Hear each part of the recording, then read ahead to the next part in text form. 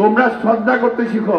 একটা কথা মনে রেখো, শেখ সাদির একটা কবিতার ছোট্ট একটা লাইন বলতেছি, বে আদব বে নসিব বা আদব বা নসিব, অর্থাৎ বে আদব সব সময় কপাল খারাপ হয়, আর যার আদব কায়দা থাকে তার সব সময় কপাল ভালো থাকে।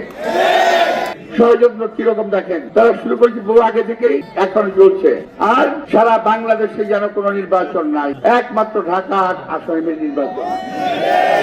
সারা দেশে যেন কোনো প্রার্থী নাই, একমাত্র প্রার্থী মির্জা আব্বাস, আর কোনো প্রার্থী নাই।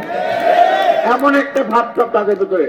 বাংলাদেশের 300টি আসনে বিএনপি নির্বাচন করছে, 7টি পূর্ণ নির্বাচন হচ্ছে। আমার এখানে কোন অশান্তি সৃষ্টির চেষ্টা করবেন না। বিএনপির কর্মীরা উচ্ছৃঙ্খল নয়, বিএনপির কর্মীরা সুশৃঙ্খল, চক্রান্তবাদী নয়, বরং চক্রান্ত করে তাদের বিরুদ্ধে বিএনপির কর্মীরা রুখে দাঁড়াতে পারে। বিএনপির সামনে বাংলাদেশের কোন দল টিকে থাকতে পারে না, পারবে না। মাত্র কয়েকটা দিন ধৈর্য ধরবেন, কোন রকম চক্রান্তের ফাঁদে পা দেবেন না। তারা অনেক উস্কানিমূলক কথাবার্তা বলছে, উস্কানিমূলক কাজকর্ম করছে, এদিকে আপনার একটু খেয়াল রাখবেন। আমাদের নেতা কর্মীদেরকে অনুরোধ জানাবো, যে কোনো উস্কানির মুখে আপনারা শান্ত থাকবেন, কারণ বিজয় আমাদের দ্বার প্রান্তে ইনশাআল্লাহ।